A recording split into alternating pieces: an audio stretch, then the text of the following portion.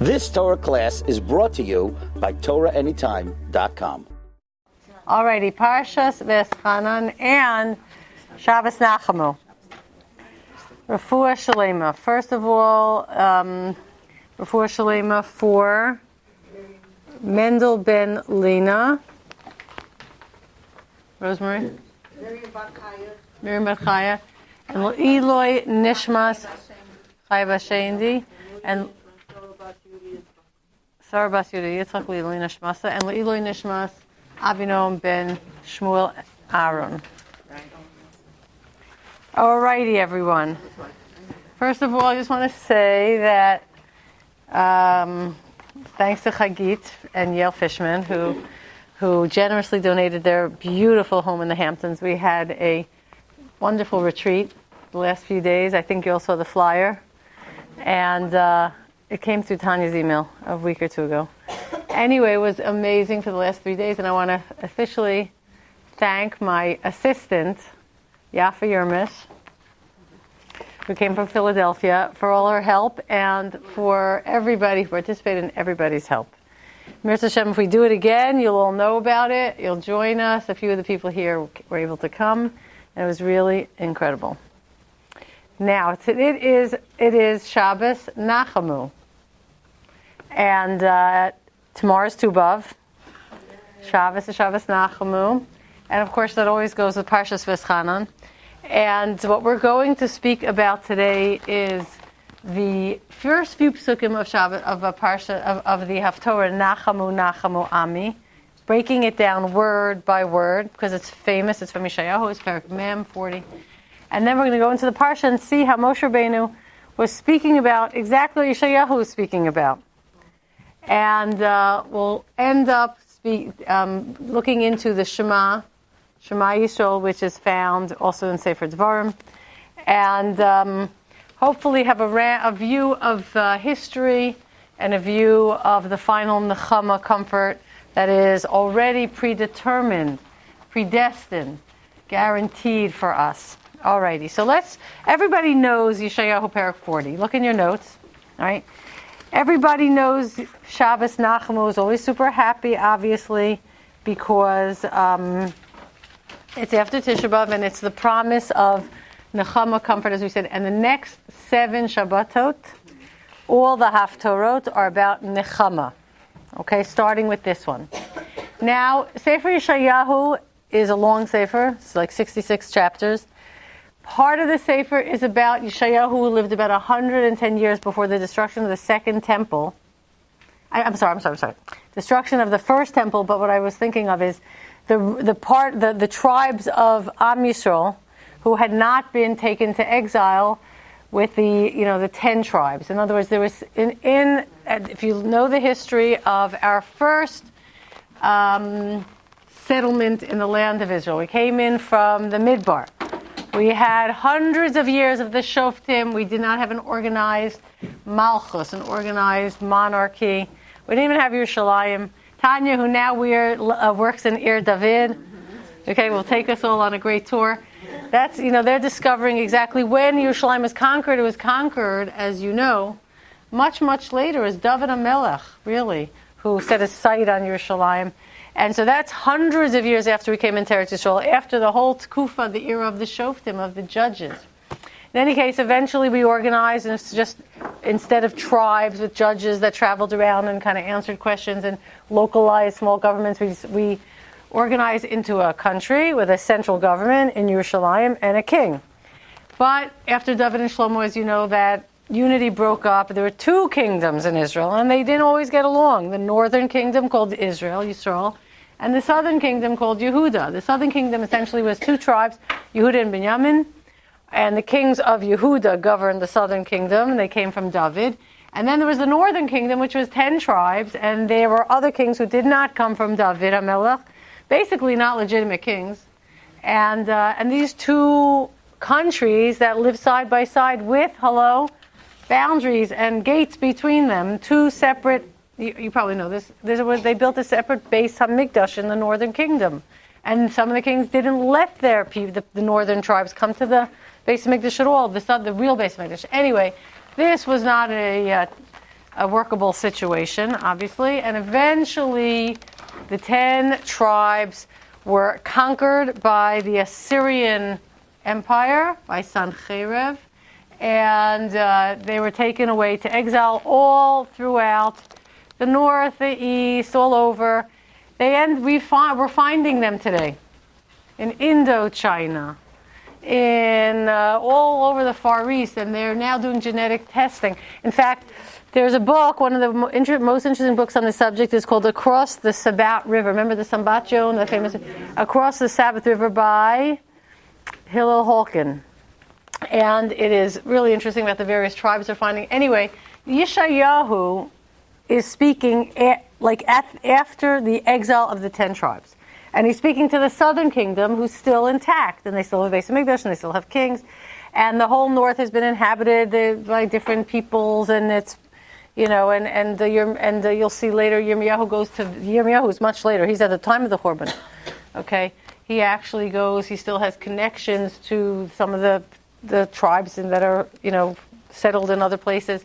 In any case, Yeshayahu is speaking to the southern kingdom saying, I'm warning you, look what just happened. You're going to lose your kingdom also if you don't shape up. So Yeshayahu is speaking 110 years before what we call the Chorban Bayis Rishon, right? And he's warning Am Yisrael. That's half the Sefer, the warnings.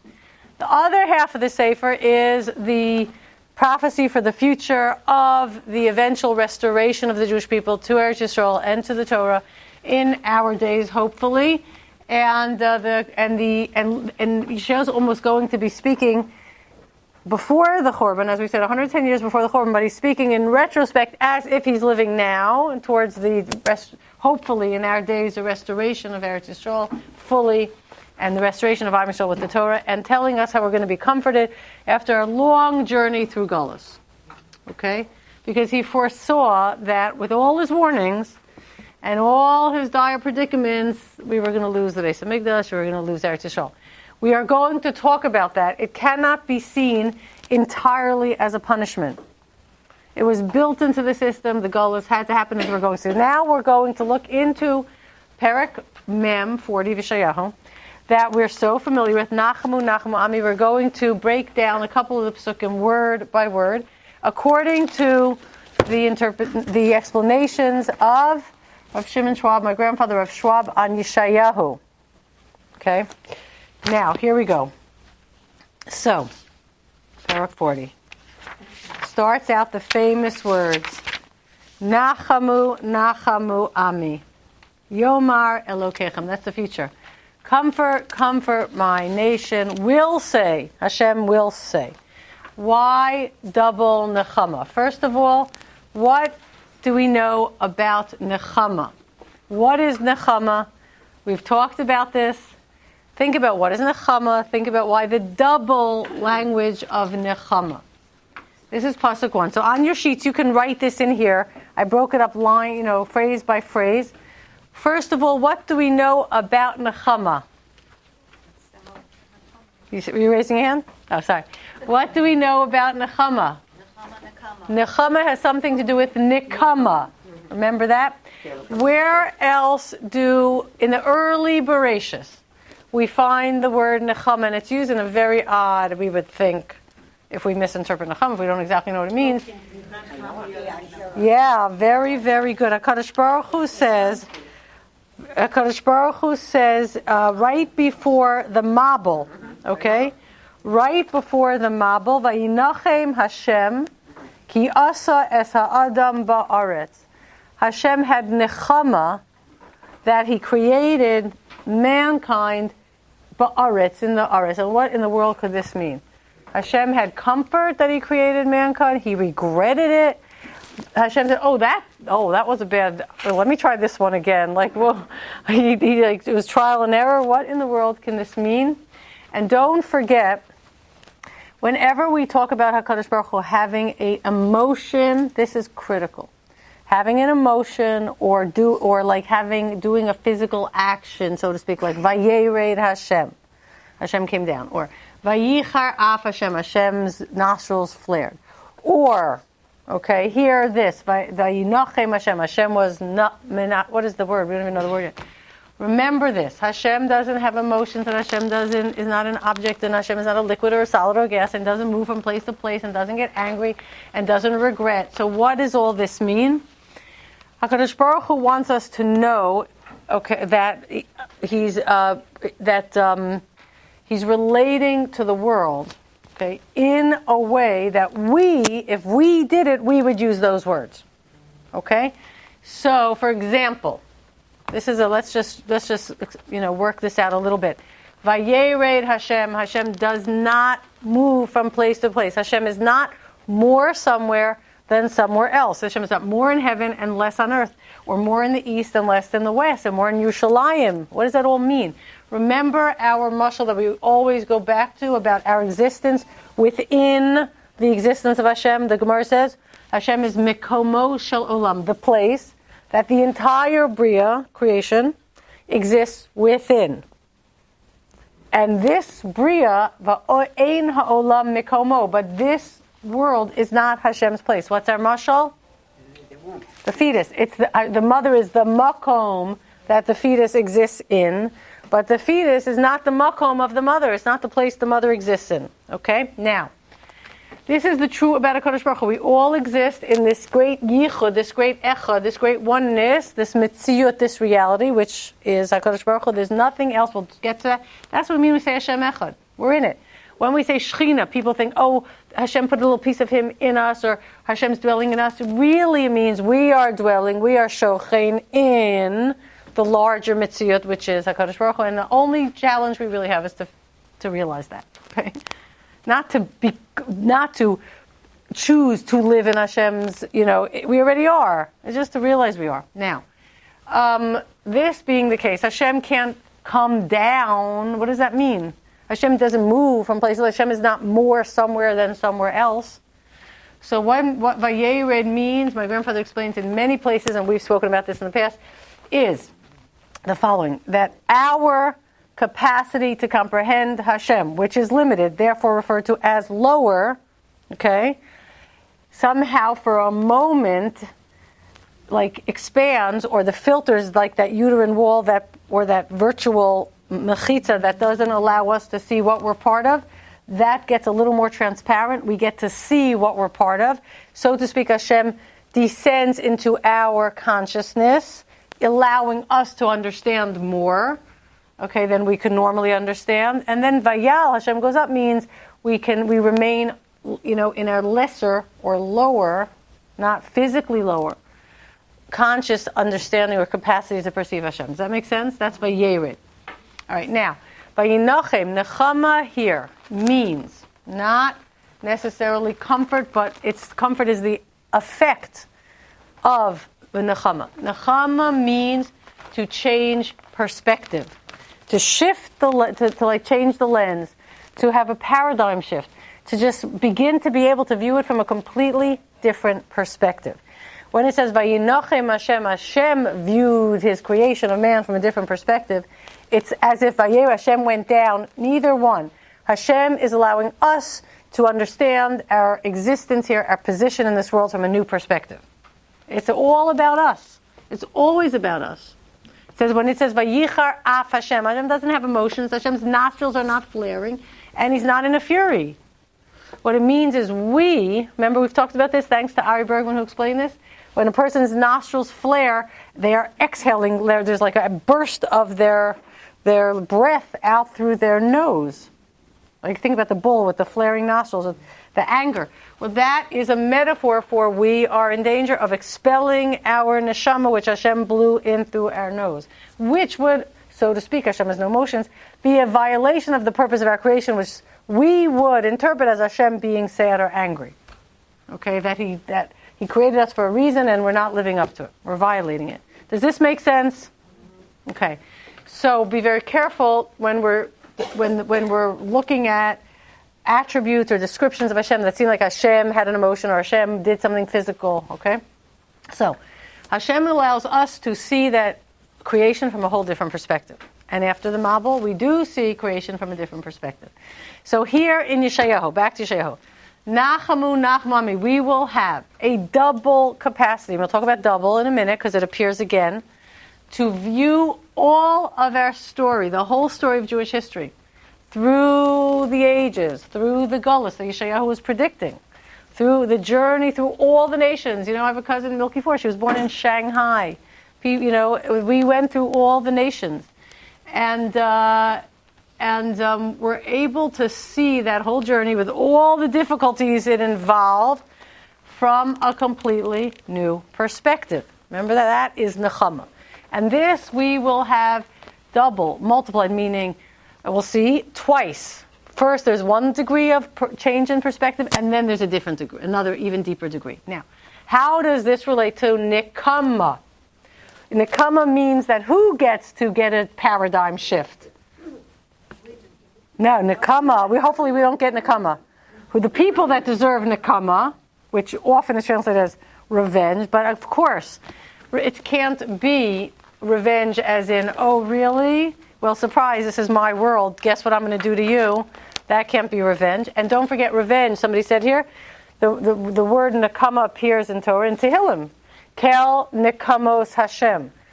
The word nekama is sandwiched between two names of Hashem, and they're both names of Rachmanis. Kel is not short for Elokim. It's Hashem. Hashem Kel Racham Mechanim from the 13 Midos. And Yud Kei Vav Kei is not just pure Rachamim. It represents past, present, future. It represents the totality of everything that we're part of. And in that, there could be nekama. Hashem says, I create. Oh, how unfair would it be? Surprise, I created you. I know you didn't choose it. Surprise, you're in my world. These are my rules. And guess what? I'm hiding. Oh, you didn't realize that? So you thought you were here alone, and then you lived trying to promote yourself. Now I'm going to punish you. What is that? So the Yud Kei Vav Kei that represents the everythingness of Hashem is the God of nekama. What is nekama? You tell me. You've all heard it before. Esther?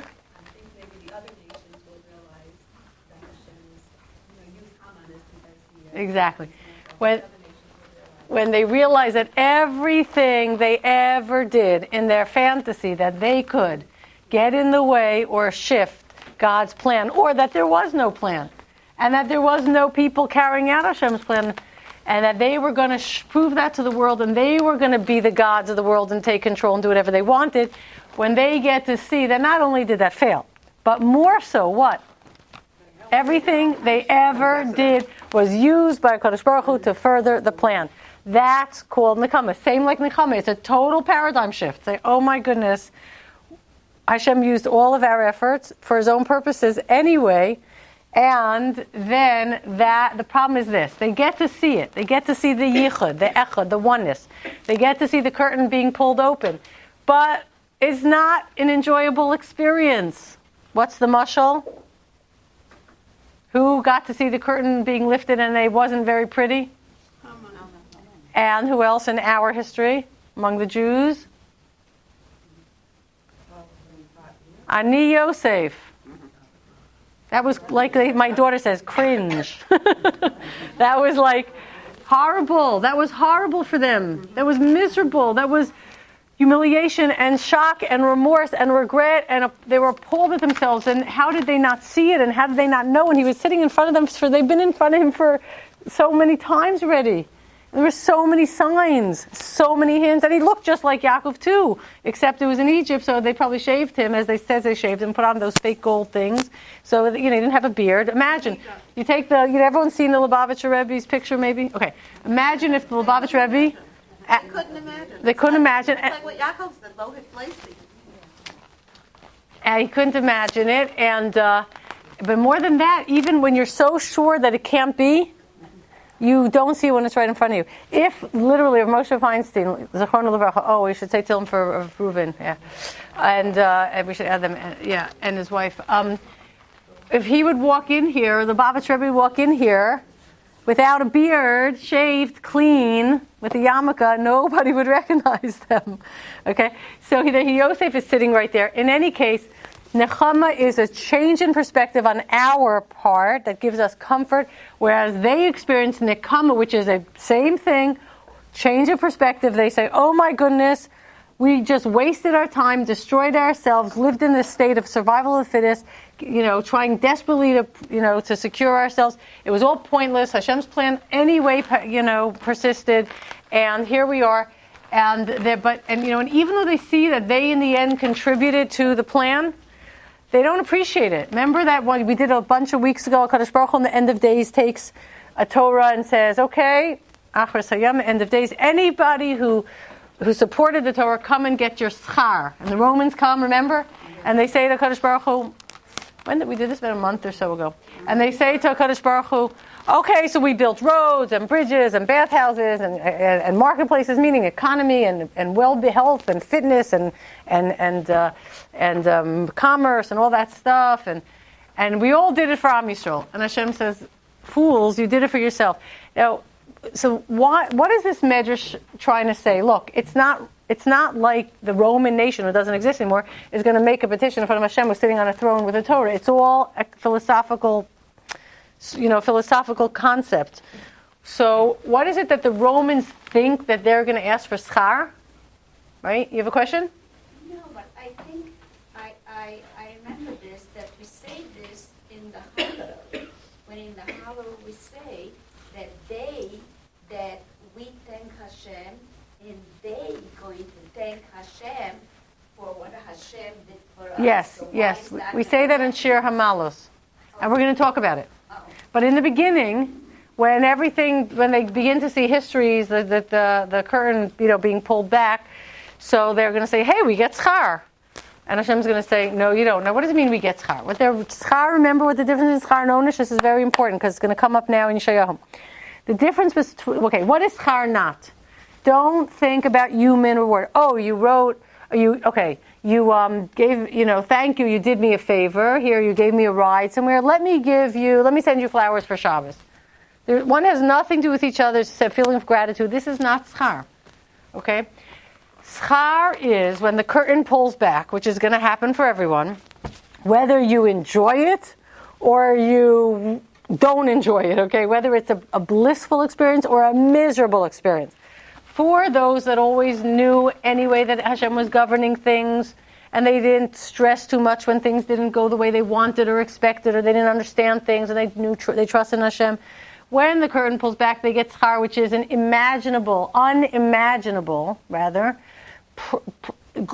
joy and understanding and clarity and connection and bliss that cannot be described. Chazal say, if you take all the pleasure that every single human being that ever lived, ever had in all their lives, and condense all of that into a split second, that's a 60th of the pleasure of what we're going to experience. Okay, now, so that's schar. But what about the people that were the enemies, who really thought they did something here? And then they get to see they did nothing, and Hashem used all their efforts anyway, like the Romans said, since you used all our efforts anyway for Am Yisrael, which now we see, so we should enjoy seeing all that falling into place. And Hashem says, yeah, you're going to see it, for sure. But you're not going to enjoy seeing it. Because what it means is you wasted your life, you didn't have a clue why you were here, everything you did was in violation, you lived a horrible life on your own, you missed out on opportunities, you could have had a connection to Hashem, now you don't, now the regret is going to be too big. So, Nachamu Nachamu Ami. First of all, for Am Yisrael, who were the victims of all these others who thought that they could change things, or that, like Titus stabs the parochas between the Kodesh HaKadoshim and says, I just killed. But the Gemara says he really thought I just killed myself, which is the truth. Because then a person they're dead. So for all of that Hashem is going to give us nekama, and we're going to have a change of perspective, and we're going to see, like Am Yisrael on the Yam Suf, who said, Mi chamocha be'elim Hashem, and Chazal say it's not elim, obviously it's ilmim. Who is like you among the mute Hashem? You saw us suffering with Mitzrayim and you didn't say anything. And now Am Yisrael, you didn't protest, right? Now Am Yisrael on the Yam Suf praised Hashem for the fact that Hashem did not protest when we were suffering. Now we can't think about that, what that means. But Nachamu Nachamu Ami is saying, you will have such a shift in perspective. You will see that everything that ever happened was leading you in a certain direction. And you're going to be able to say the Shira Az Yashir the same way. Even thanking Kadosh Baruch Hu for the times we suffered so much and Hashem didn't clearly protest. I Yeah. kind of need a different definition from nekama. Nekama is when HaKadosh Baruch Hu in all His mercy shows the Rishayim that He actually used everything they did for His own purposes to get. That's a nekama. Nekama means that their Gehenim is saying, me, this who I always viewed myself as the enemy of the Jews. Okay, I always viewed myself as the one that harmed the Jews. Now I have to say, wait a second. I strengthened the Jews. I actually helped the Jewish people. I didn't do what I thought I was doing. That nekama is a form of Gehenna. Okay? So that nekama is the complete shift where we get to see that everything is balanced. Okay, you're right. You know what? No, Nahama. So, Rav Moshe Zechrono Livracha, who taught all this, Rav Moshe used to say that there's a Zibor Gemara, which I didn't find, that the tears of the Rishayim, when they realize all this, okay, cools off their Gehenim a little bit, which is a bit of Nechama. Their Gehenim is the misery of self-repudiation. What a fool. What a horrible person. How far I am from God. How I lost everything in this world and the next world.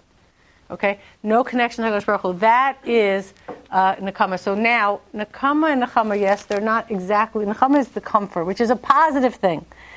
Nekama is not a positive thing. It's horrible.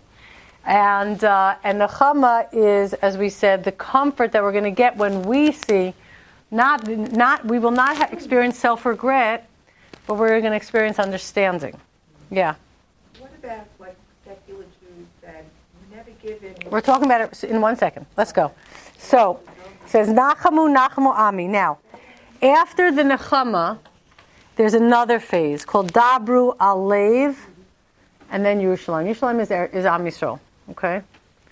Dabru Alev is a whole nother level. After we go through the process, which is intellectual of Nechama. Nechama is intellectual. We start seeing all of history and everything that happened from a different perspective. Our mind explodes. We can't even believe that the way we used to see things was exact opposite of how we see things now. For example, if you would ask the Jewish people in Persia, okay, when Haman's decree went out, that everybody's going to be annihilated in the entire kingdom, saying, oh my goodness, so what do you think about that party that Achashverosh had? They'll say, that party was our death knell. That was the party, everything changed. That was the party that Achashverosh got angry at Vashti, and Haman had this horrible suggestion, this great suggestion to get rid of her, and now Achashverosh was so happy with Haman, promoted Haman, and Haman got powerful, and that gave him the capacity to promulgate this decree against us to total annihilation.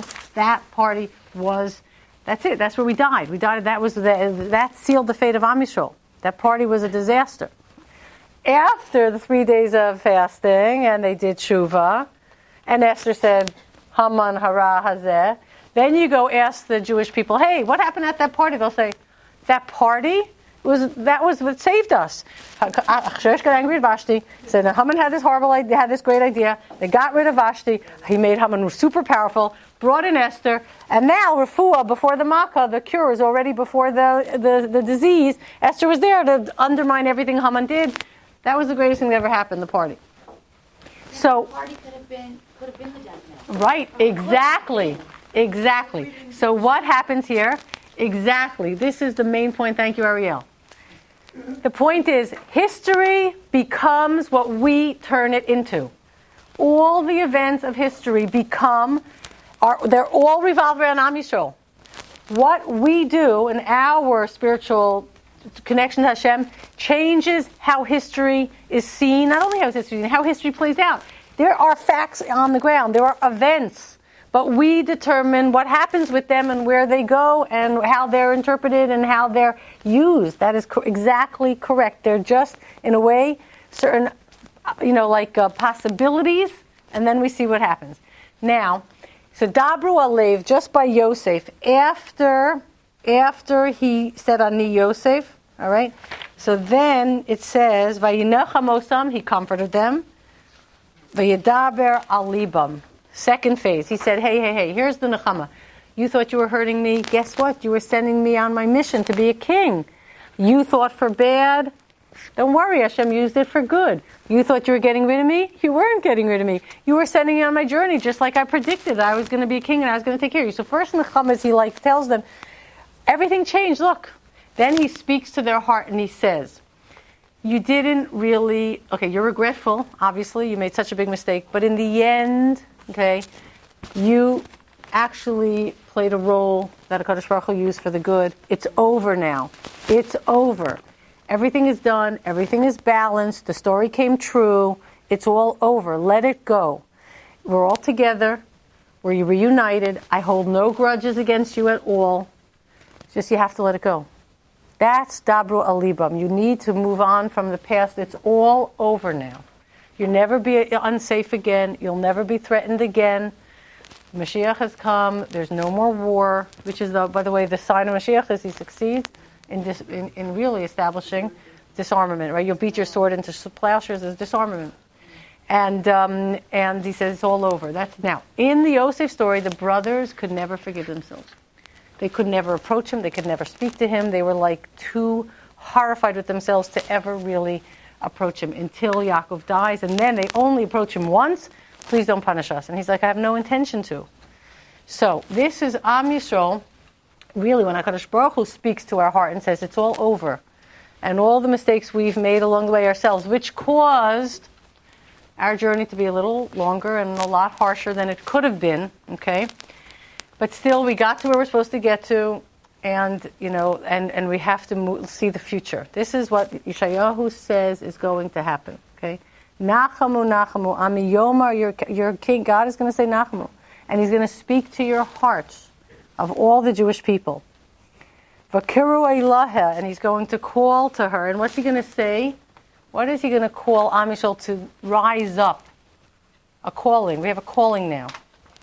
And we have to rise up to our calling. And the calling is to understand, first of all, Ki mala tzva'a. Now, what does this mean? So, the root of the word mala'ah. What is the root? Malay. It's completely filled. What's tzva'a? What word show us you see in there? No, it was a tzadi. With a tzadi. What's the tzava? Oh, tzava, the army. The army. So what does it mean, mala tzava'a? What does this mean? So what's the role of an army, and what's the role of each individual in the army? What's the role of an army? To defend the country. And each and every person in the army has their role. What's HaKadosh Baruch Hu telling Am Yisrael right here? You all individually and collectively as Am Yisrael. Lubavitch made Tzavos Hashem, the army of Hashem. Each of you collectively and as Am Yisrael have fully malay completed your task. It's over. You've gone out on this journey, and you've each had your role, and Am Yisrael had a role, and it's complete. It's over. There's no more. This whole. We have to. It's going to take a huge paradigm shift, a huge consciousness shift to know that, to understand that. Sometimes when people find themselves in a stressful situation, fighting, like a lawsuit that goes on forever, or a disease that goes on forever, and then it's over. It's completely over. It's hard to shift out of it. You don't know how else to operate, right? So HaKadosh says, "Mekimala tzava." It's done completely. You've completed your task, every bit of it. Now, what's this? Kiflayim bechol chatoseha. Double, above and beyond all your mistakes. You've completed your task above and beyond all your mistakes. Kaflayim, twice. Just like Nachamu Nachamu is twice. So, simply speaking, Hashem is saying, yes, you had a mission, but you didn't always do it in the most efficient way possible. You made mistakes along the way. And therefore, like the GPS, you've had to recalculate a lot more times than necessary. But you did, and you got there. And Kiflayim B'Kol Chatasem means at the end, when our paradigm shifts, we're going to say, number one, the Vilna Gaon, my grandfather brings down the Vilna Gaon, who says it's referring to what we refer to as din v'cheshbon. Din v'cheshbon. What is din versus cheshbon? So he says, the din, the justice is, okay, did you, how have you fulfilled my mission? And when we were in danger of going off track and losing our sense of what our mission is, Hashem often made things difficult, so we'd come back and understand who we are. We are Jews. No one's going to let us forget it. No one's going to stop holding us to a higher standard, rather. Nobody. It's just like we have to be who we are. We're determined, and if we try to assimilate, they're going to say, we don't want you. And this is it. Our chata'im. Now, don't forget what a chet means. What's a chet? A chet is lahachtia et hamatara, to miss the mark. Now, it means you're putting in effort, but you've lost sight of your target.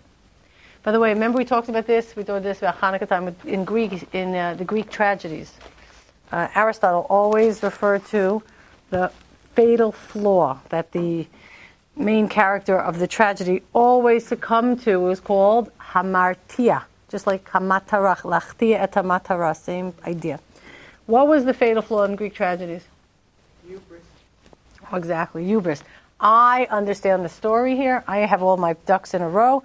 I understand who everybody is and what role everybody's playing, and I'm going to take action that's going to secure my situation. But what happens? They don't really know what's going on. They don't know who's who, and they don't have the whole picture, and they take action that comes and it boomerangs upon them. So what happens is we go through history, and we sometimes have this, we fall into the trap of chet. We say, okay, I have, my perspective, I'm secure with it, I trust it, and so I'm going to go about doing things my way, the way they make sense to me, and not the way the HaKadosh Baruch Hu told us, okay? So, for example, in 1850 in Berlin, and this is a strange thing I'm about to say, but I think it's honest. In 1850 in Berlin, because of the long Galut, fully a third of the Jews had baptized themselves. This is a chet. We don't think the Jewish mission is doomed. We're never going to have a normal life. We have to do something to secure for ourselves some other type of existence, right? So the reform movement was started to stem the tide of baptism. To give them a Judaism that was manageable, so they didn't have to baptize themselves. Okay, obviously that would be a chet. A good idea. Don't convert.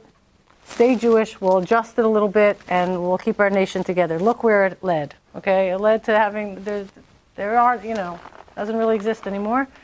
The so-called most of the Jews filling up the reform movement are not halachically Jewish. So this is, but we think we're going to figure it out our way. So Hashem says, but you know what? But I recalculated. You endured enough. You suffered enough. Double. Din v'cheshbon means like this.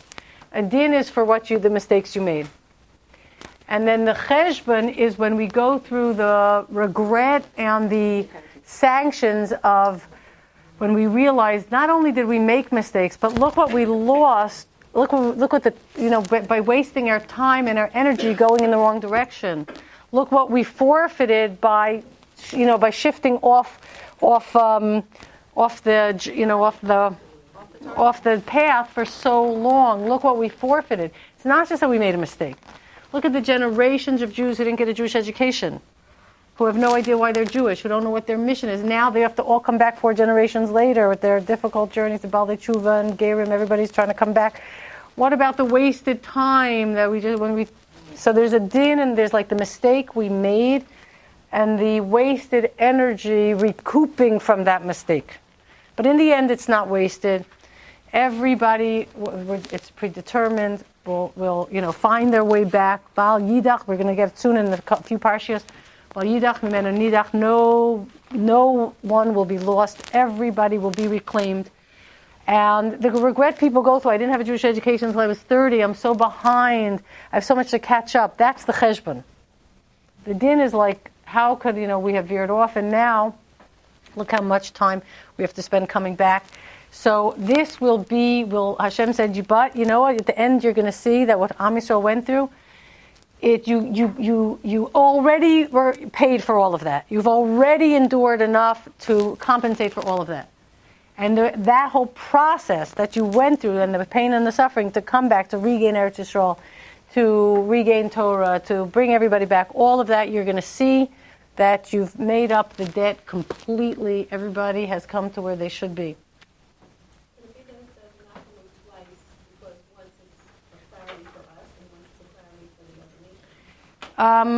This is for us. Nachamu Nachamu is for us. The double nekama is you're going to have a paradigm shift, and you're going to see, everything. You're going to be comforted, and then you're going to be doubly comforted when you understand, as he says, your role was complete. You personally, nationally and personally, the role you played, and that it's all been paid for. It's all been balanced. There is a equilibrium in place, which brings me back to Leah said, what's nekama? Nekama eventually is when the equilibrium is completely restored. Okay? So now Yeshayahu is going back to his time in the next pasuk, in pasuk 3. He's going back to where he is now. He's saying, look, the Churban, it's 110 years for the Churban, but he's already seeing it. He says, you know what? Kol Kore, a voice is calling, meaning, what's a Kol Kore? There's a force already in play. Bamidbar, you're going out to the desert of nations. By the way, some translations which are incorrect say Kol Korei Bamidbar, a voice is calling in the desert, but that is not a correct translation, because when they read it in Shul, you'll hear the trop. Bamidbar is separate from Kol Korei. Kol Korei. Bamidbar Panu Derech. So, that's how it should be read. A voice is calling. You're going out to the Midbar. And in the Midbar of nations, the desert of all the nations, deserted from Torah, etc., Panu Derech Hashem, you're going to set a course for God. This is what Yeshaya is telling you. You're going into Galut, but there's a reason. It's not just to bide your time suffering until Hashem decides to give you back Eretz Yisrael. That's not what's happening. You're going into Galut now for a purpose. Panu Derech Hashem, you're going to set a course for HaKadosh Baruch Hu. Okay? Tanya didn't put the English by accident. Okay? It says, Yashu Ba'arava Mesila Lelokim, you will set a straight course directly to God. What is the course that we have set throughout our journey? If you can kind of like crystallize the Jewish message, right, that has reverberated through all the world and cannot be suppressed through everything, what would that message be? Well, we know it's the message of Echad. We know it's the message of that, that we're part of Hashem and that we've talked about this. No, the Jewish people don't view everyone else as threats to us, because we all know we're living in a different paradigm. We understand that. So we're Tikkun Olam and all that, always helping. But there's something more here.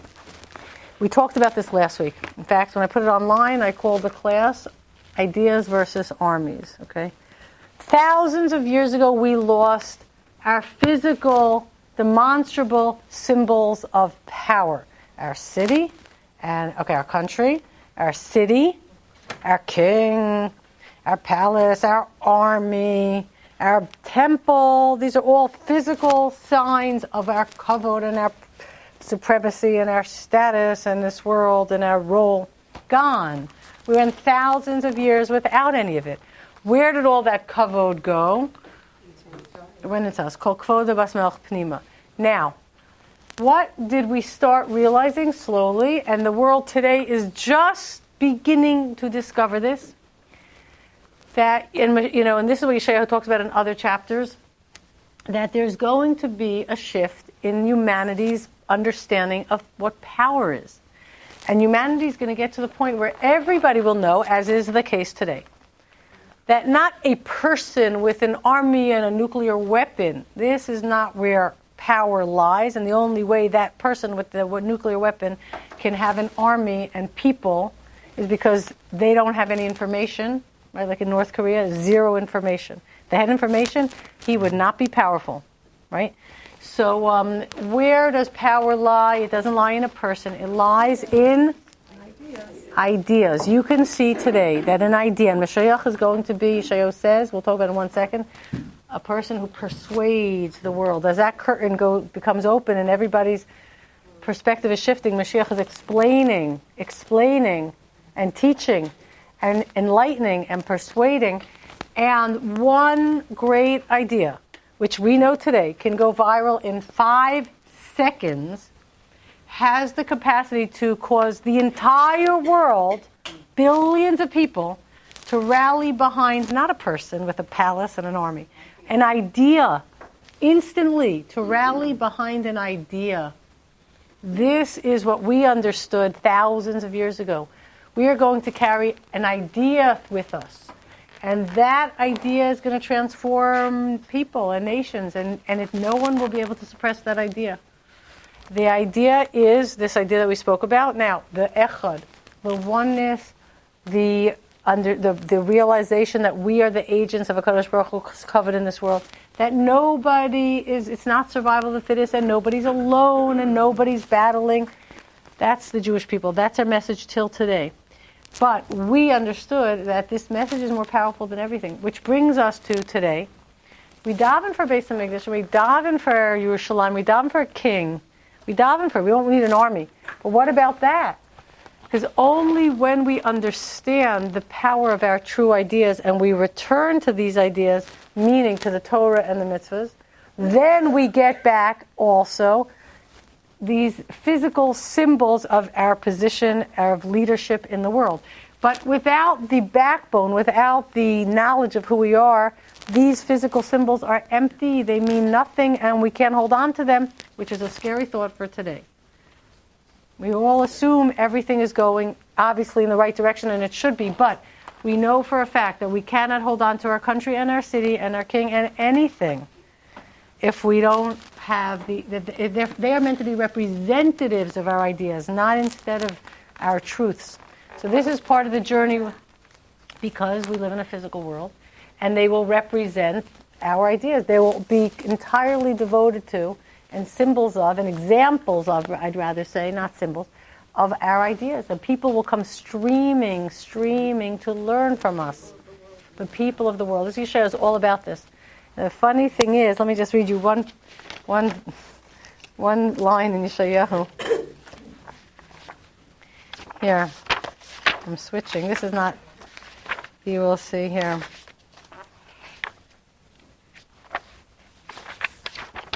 Here. One second now, 1 minute. This is such an interesting thing. Let me just get the right pasuk.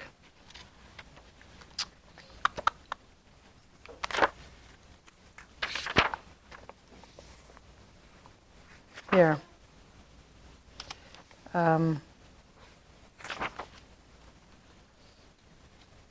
Hold on. Oh, 1 second. I'm forgetting. Hold on 1 minute. Hold on. All right.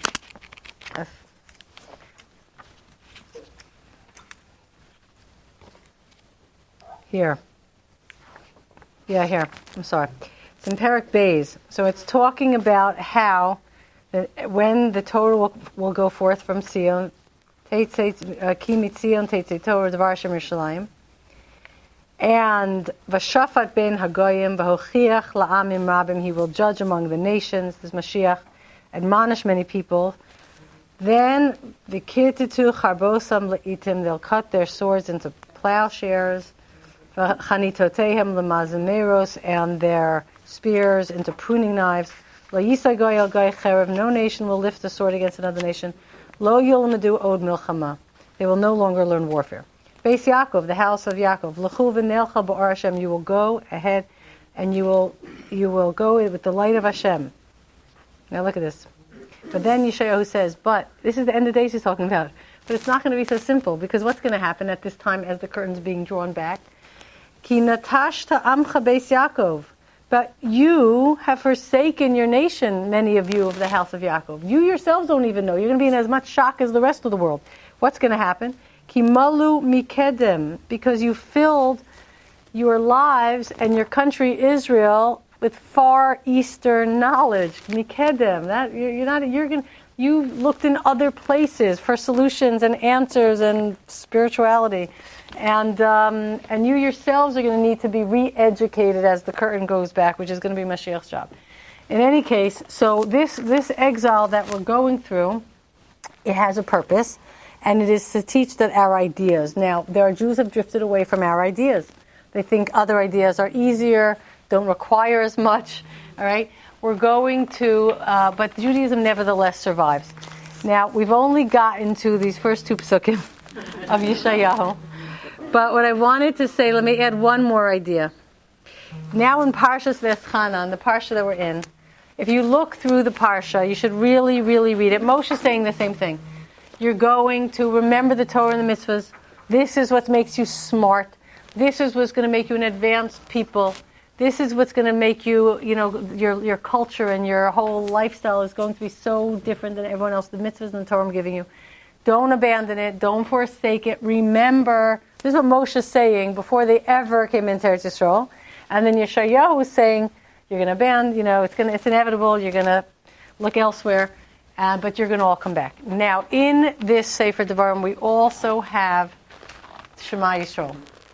And I just want to remind you something that we have taught before. Look in your notes, okay? This is a personal, strategy. Look in the back part of your notes, okay? Pasuk 4, page 4. So in the Parsha, Veschanan, okay, in our Parsha, it talks about the Ari Miklat. And it lists the 3 Ari Miklat that are going to be built on the east side of the Jordan. And then right away, it speaks about this is the Torah that Hashem gave to Moshe. Okay, and that Moshe taught Am Yisrael. All right. So in the Seches Makos, there's a question. What does? Okay, look on page 3. Okay. In Pasuk 41, Az Yavdil Moshe Shalosh Arim Be'ever Hayarden. He separates 3 cities. Okay, then Pasuk 44, Zos HaTorah Sher Moshe L'fnei Bnei Yisrael. This is the Torah that Moshe put in front of Bnei Yisrael. So in Makos of Yochanan says, from where is it derived that matters of the Torah are like an Ir Miklat? They provide refuge. How do you learn this? This is Maseches Makos. So he says, so go on. It is derived from the verse, which is in Veschanan, bets are in the wilderness, okay, in the flatlands for the Reubenites, for Reuven, Ramot and Gilad for Gad, Golan and Bashan for Menashe. That's here, right? That's in Devarim 4:43. In the list of cities of refuge designated by Moshe. And it is written thereafter, I'm sorry, I guess we have the source that's wrong. It's Parak 4. And it says right after that, Zos HaTorah, this is the Torah. So you see that just like in Ir Miklat, it is a place of refuge, so Torah is a place of refuge. Now what does this mean? So my grandfather says the following. When we say every single day, Shema Yisrael Hashem Elokeinu Hashem Echad, first of all, as we know, we are reiterating our Kabbalah HaTorah. Shema Yisrael, Hashem Elokeinu is Anochi Hashem Elokecha. Okay, Hashem Echad is Lo Yelecha Elohim Acherim. So it's the first 2 dibros. So every time we say Shema, we're accepting Torah. Now Torah is a refuge like the cities of refuge are a refuge. When does someone run to Ir Miklat? When they have killed someone by accident. So Torah is a refuge for when we have killed our own spiritual self negligently by this chait, hamartia. Okay? Now, my grandfather says, look at this. He brings down Shema Yisrael Hashem Elokeinu Hashem Echad. 6. There were 6 Ari Miklat. Baruch Shem Kvod Malchusol Yolaved. 6. There's 6 Ari Miklat. And then V'ahavta is 42. That was the 42 cities of Levium that functioned as Ari Miklat. Now, why is Shema in particular a refuge when somebody is in danger of killing themselves negligently by thinking, oh, I have a better way of doing this, or I got to get out of this, or this isn't working, and there's no end to this, and I don't see the point, right? So they run to the Shema. So what's the main message of the Shema? How is it a refuge? Echad. Echad. The idea of Shema is there's an Echad, and we're all going to see it one day, and just be patient. It's already in play. It's already there. We just don't see it yet. It's there. It's all there. Behind the scenes, everything is all in order, but the curtains haven't been pulled back yet. Now, this second pasuk, which seems more like esoteric, let's just work on it for a minute, okay? Baruch, we know what the word Baruch means. What does it mean? Baruch, brecha, Beis Reish Chaf. Remember we talked about this? Expansion. What should expand? Remember, our awareness. When we say Baruch Atah Hashem, we don't mean you Hashem should expand. Our awareness of you Hashem, what we mean when we say Atah, which is different for every person, that should expand. So, Baruch, what should expand? Shem. Now, Shem is the name. When we speak about the name of Hashem, the word like Sham here, there, or Shem, that's the part, it's kind of like Atah. It's the part of HaKadosh Baruch Hu is conducting the world that we could give a name to. That we could it's kind of tangible, we relate to it, we see it, we can point to it, we say, okay, this is clear, Hashem is keeping Am Yisrael alive through history, we see it, all right, that Hashem is patient, that Hashem is forgiving Am Yisrael, that this is like the name of Hashem, okay? So Baruch Shem, that capacity of us to be aware of Hashem and is conducting the world, should expand. And what should especially expand? Kavod Malchuso. Remember what we said what kavod means? Kavod is a very strange phenomenon. What's odd about kavod? You can't give it to yourself. It's a very strange phenomenon. You pay someone or threaten someone or beg someone to give you kavod, it's not kavod. HaKadosh Baruch Hu created everything for his kavod, but the weird thing is, Hashem can't give himself kavod. So if he created everything for his kavod, and you can't give yourself kavod, what that means is, created everything so we should become aware of HaKadosh Baruch Hu in our lives. That's what it means. So the kavod malchus, our capacity to become aware of HaKadosh Baruch Hu in everything, should expand, and we should be able to see it more and more clearly and give a name to it.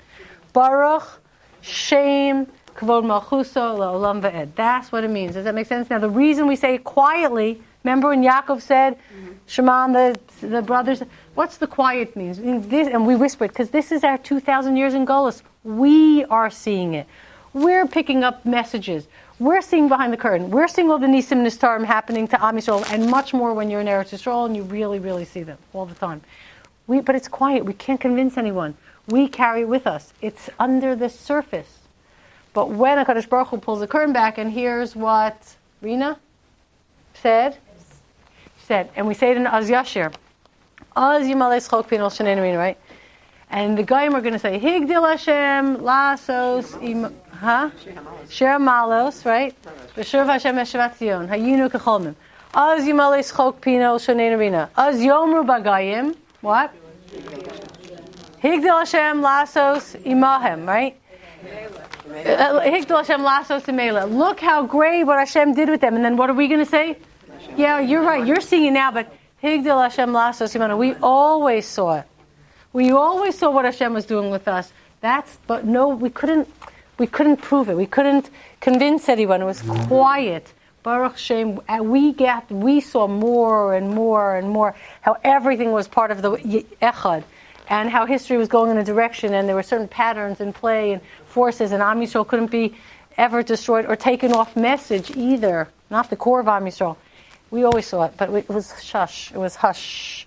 Yom Kippur, we say it loud because that represents a time where it's going to be crystal clear to everyone, right?